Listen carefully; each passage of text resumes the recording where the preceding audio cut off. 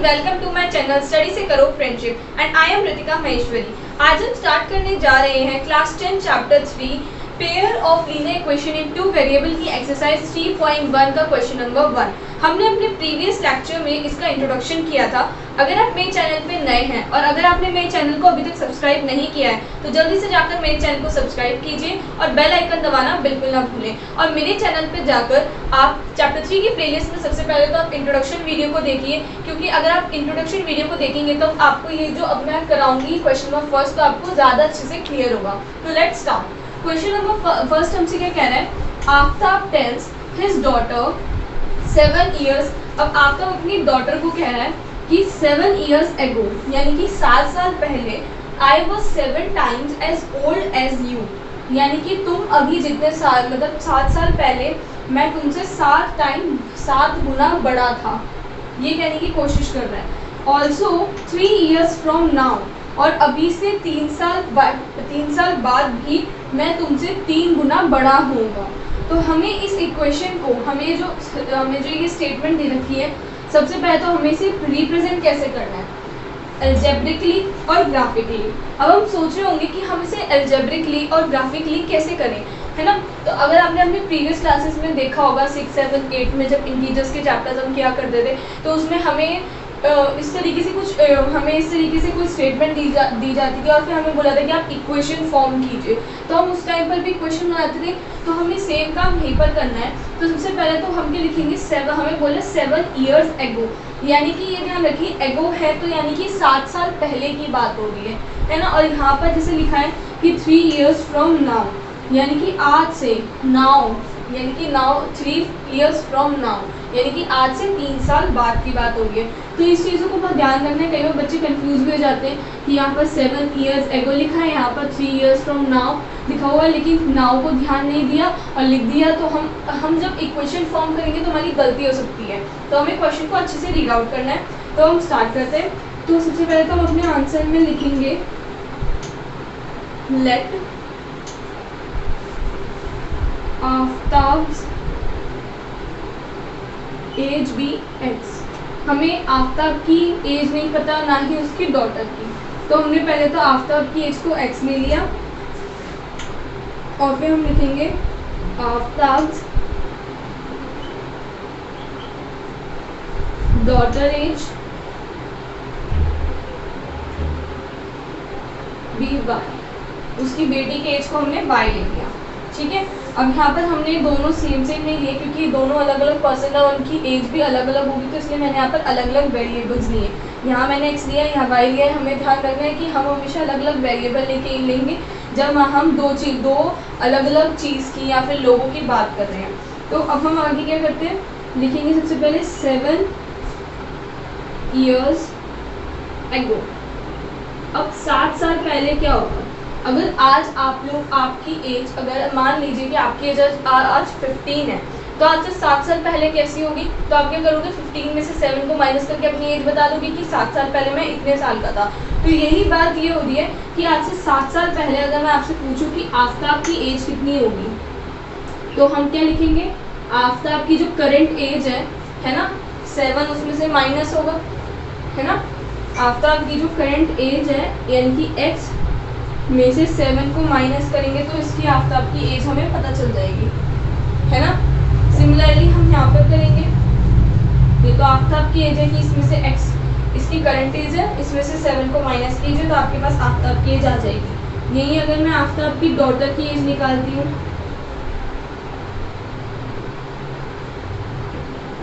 आफ्ताब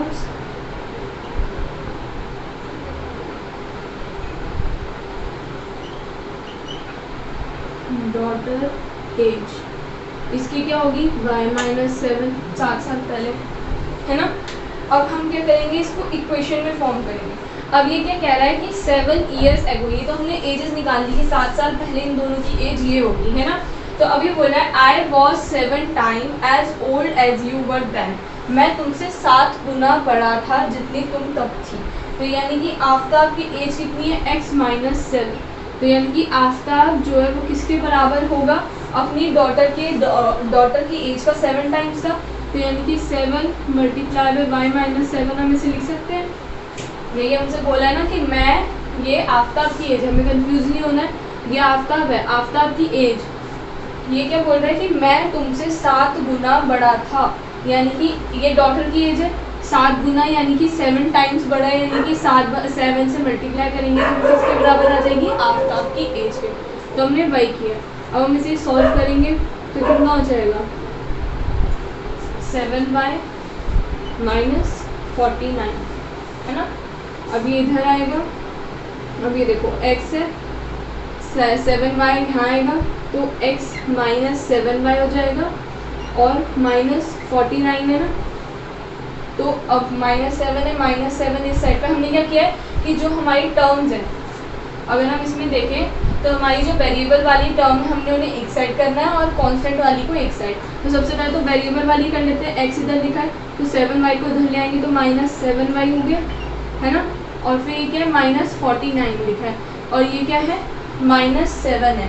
तो -7 है तो इधर इस साइड पे जाएगा तो क्या हो जाएगा, प्लस साइन चेंज हो जाता है, राइट हैंड साइड पे जाएगा तो +7 हो जाएगा।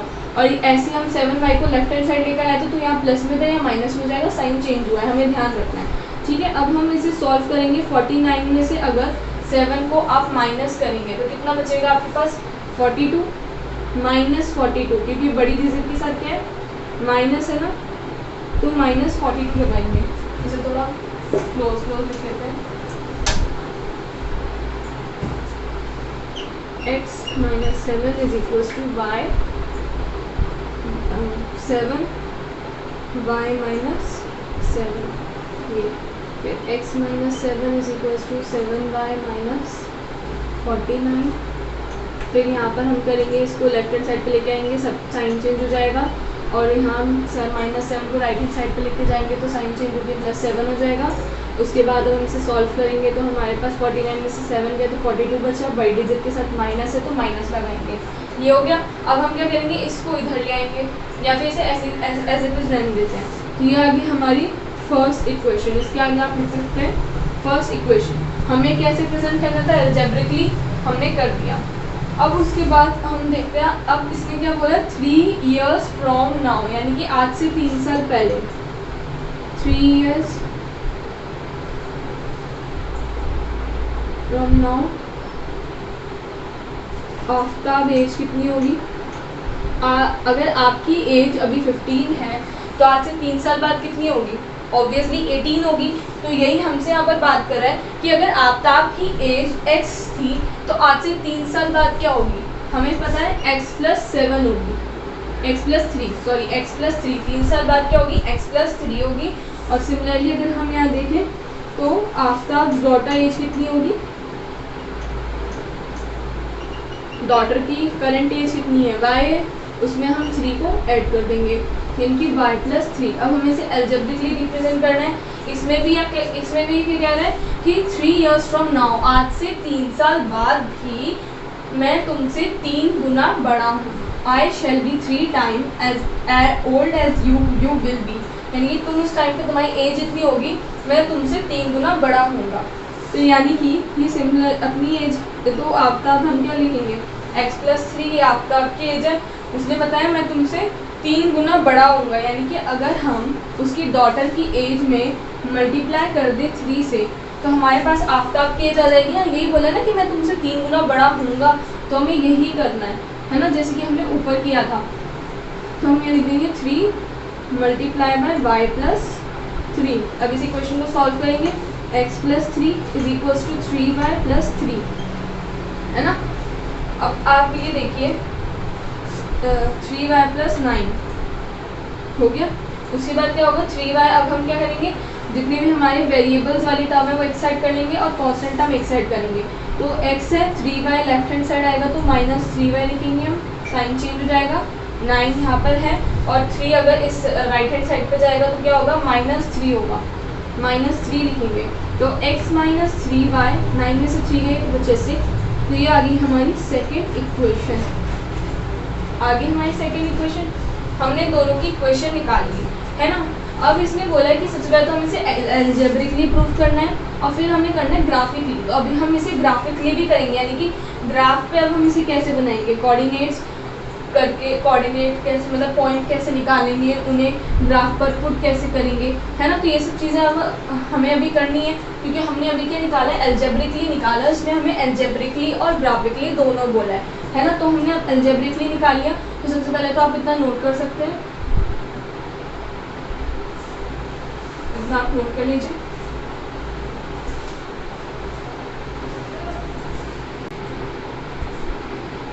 अब हम इसे प्रूव करेंगे, तो हमारे पास अब हम इसे ग्राफिकली रिप्रेजेंट करने वाले हैं। तो हमारे पास first equation and second equation हमें गिवन है। यार मैंने जो फर्स्ट इक्वेशन हमने सेकंड इक्वेशन निकाली थी वो मैंने यहाँ लिख ली है। तो हम इसे ग्राफिकली प्रेजेंट कैसे करेंगे, सबसे पहले हम इसके पॉइंट्स निकालने होंगे। तो उसके लिए हम सबसे पहले इस तरीके का एक टेबल बना लेंगे, जिसमें टू पार्ट्स कर लेंगे उसके, एक एक्स, एक में एक्स, एक में वाई। तो एक बेसिकली अगर आपको सिंपल कोई पॉइंट निकालने हैं, और मैं अगर आपको एक इजी तरीका बताती हूँ 2 पॉइंट्स निकालने का, जो कि मैं तो बहुत बार यूज़ करती हूँ और सही आंसर भी आता है और हमेशा सही आएगा। आप सबसे पहले एलसी की हम क्या करते हैं, यहाँ पर पॉइंट ढूंढेंगे, 1 रखो, 2 रखो, 3 रखो। तो इसमें बहुत ज़्यादा टाइम वेस्ट होता है और कैलकुलेशन भी कई बार हमारी फ्रैक्शन में आ जाती है, तो जिससे हमें ग्राफ में प्रेजेंट करने में प्रॉब्लम हो जाए, क्योंकि हमें इसका आंसर पॉइंट में निकालना पड़ जाता है। तो अगर आपको ईजिली 2 पॉइंट निकालने हैं, तो आप 2 पॉइंट कैसे निकाल सकते हो, एक बार आप x को 0 पुट कर लो और एक बार आप y को 0 पुट कर लो। तो बहुत ईजी वे होता है कि अगर आप एक बार x को अगर आप 0 कर लेते हो तो क्या होगा हमारे पास, अगर मैं इस इक्वेशन में पुट करूँ, x की जगह पे 0 रखूँ और मुझे फिर क्या निकालनी पड़ जाएगी, सिर्फ ओनली फॉर y की वैल्यू निकालनी पड़ जाएगी। तो y की अब मैं कैसे निकालूंगी, तो उसके लिए क्या होगा कि माइनस से, अब देखो जैसे यहाँ माइनस था तो 0 रख दिया, तो क्या बचा होगा, -7y = -42। तो माइनस से माइनस कैंसिल, y = 42/7 लिखेंगे, तो ये कट होगा, तो y की वैल्यू क्या आ गई हमारे पास, 6 आ गई, है ना। तो इजीली आ गई। यही अगर मैं यहाँ पर 0 रख देती हूँ तो x की वैल्यू डायरेक्टली क्या आ जाएगी मेरे पास, अगर हम y की वैल्यू 0 रखते हैं तो x की वैल्यू जो है हमारे पास डायरेक्टली -42 आ जाएगी। बड़े बहुत ज़्यादा हो जाएगी, तो फिर हम क्या करते हैं, यहाँ पर सिंपली कोई और पॉइंट रख लेते हैं। एग्जाम्पल फॉर y की वैल्यू हम रख लेते हैं 7 रख लेते हैं। अगर आप y की वैल्यू 7 रखते हैं तो x की वैल्यू क्या आ जाएगी, 7 से कितना होता है, क्योंकि अब देखो मैंने यहाँ पर आपको बोला था कि आप दोनों साइड 0 रख सकते हो, लेकिन अगर हम यहाँ 0 रखते हैं तो यहाँ पर थोड़ा वो हमारी जो हम जैसे -42 है, तो अगर हम इसे ग्राफ पे प्रेजेंट करते हैं तो वो थोड़ा डिफिकल्ट हो जाएगा। तो हमें एक इजी वे चाहिए, तो उसके लिए हमने क्या किया है, यहाँ पर हम 7 रख देते हैं। अगर मैं इसकी जगह पे 7 रखती हूँ तो -7 × 7 = -42 होगा। 7 में से 7 × 7 यानी कि x - 49 = -42। अब यहाँ 49 है, यहाँ जाकर चेंज होगा तो -42 + 49 हो जाएगा। सब्ट्रैक्ट करेंगे तो 7 आएगा और बड़ी डिजिट के साथ क्या है प्लस, तो x की वैल्यू क्या आ गई, 7, है ना। तो अब इसके आगे क्या होता है, यहाँ पर हम क्या करते हैं, सिमिलरली हम यहाँ पर करेंगे। अब यहाँ पर भी आप इसे अपने आप से भी कैलकुलेट कर सकते हो, ज़रूरी नहीं है कि आप बार बार इक्वेशन रख के देखो। अगर आपकी कैलकुलेशन पावर अच्छी है, या फिर आप इसे अपने मतलब माइंड में भी कैलकुलेट कर सकते हो। जैसे कि अगर हमने यहाँ 0 रखा तो क्या बचेगा, -3y = 6 -3y = 6 बचेगा ना आपके पास। फिर क्या होगा, आप इधर ले जाएंगे इसे, तो 6/-3 कैंसिल करोगे तो 2, तो y = -2 आ गया आपके पास, है ना। अब अगर आप यहाँ पर 0 रखते हो, y की जगह पे 0 रखते हो, तो x की वैल्यू क्या आ जाएगी, 6 आ जाएगी, है ना। तो ये इजी था हमारे लिए, हमने दोनों पॉइंट्स, इसके 2 पॉइंट निकाल दिए। अब हम इसे इसको यहाँ पर ग्राफ पर पुट करेंगे। मैंने यहाँ पर इस पे ब्लैक बोर्ड पे ग्राफ बनाया है। अगर आपके पास ग्राफ पेपर घर पे अवेलेबल है तो बहुत अच्छा है कि आप उस पर प्रैक्टिस कर सकते हैं, है ना। अगर नहीं भी है तो आप कॉपी में रफली बना सकते हैं, जैसे कि मैंने यहाँ पर बनाया है। बिकॉज हम सब जानते हैं कि कोविड जो है बाहर बहुत ज़्यादा हो चुका है, तो प्लीज़ घर से बाहर मत निकलिएगा, सिर्फ तभी निकलिए जब ज़रूरी काम हो, प्लीज़ घर पे रहिए। सो हम इसे पॉइंट्स को ये पॉइंट करते हैं ग्राफ पे, है ना। तो x क्या है, 0 और y की वैल्यू 6, x 0 है, y 6 है, तो यानी कि एक पॉइंट हमारा कहाँ आएगा, इधर आएगा। या आप लिख भी सकते हो 0 और 6, इस तरीके से आपने लिख दिया था कि आपको याद रहे, है ना। फिर दूसरा क्या है 7 7, यानी कि यहाँ पर भी 7 और यहाँ पर भी 7। तो इसका अगर मैं लेके चलूँ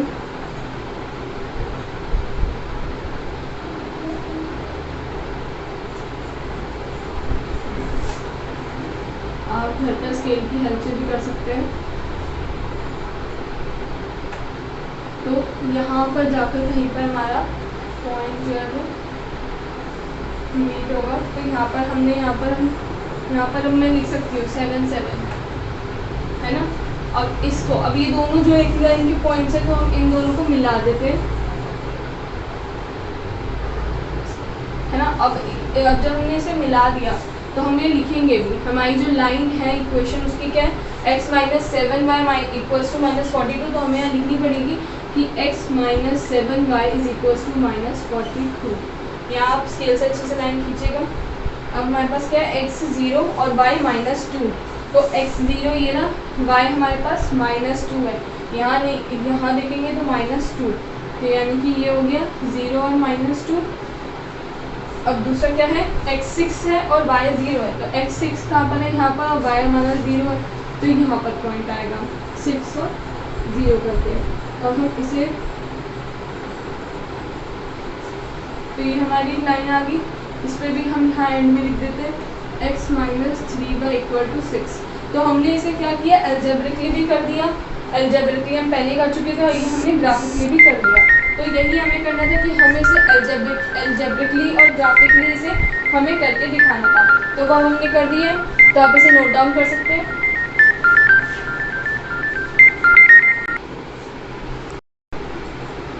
होप अब आप सब लोगों ने इसे नोट कर लिया होगा।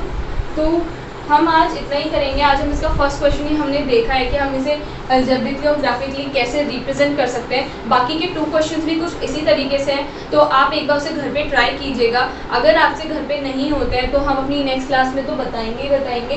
तो प्लीज़ आप ज़रूर कीजिएगा एक बार ट्राई, ताकि आपको अच्छे से आ सके। और इसके साथ आप इसके एग्जांपल्स भी ट्राई कर सकते हैं। अगर आपको वो समझ में नहीं आते तो आप मुझे कमेंट सेक्शन में कमेंट करके बता सकते हैं, तो मैं उनकी भी सेपरेट वीडियो बना दूँगी। तो अगर आपको मेरी वीडियो पसंद आई हो तो प्लीज़ मेरी वीडियो को लाइक करें, शेयर करें और मेरे चैनल को सब्सक्राइब करना बिल्कुल ना भूलें। आप मेरे चैनल को इंस्टाग्राम पर भी फॉलो कर सकते हैं और वहाँ पर मैं अपने सारे नोट्स डालती हूँ। और आपको मेरी हर एक वीडियो के नोट्स डिस्क्रिप्शन बॉक्स में भी मिल जाएंगे। So please stay safe, stay at home. Thank you, bye bye.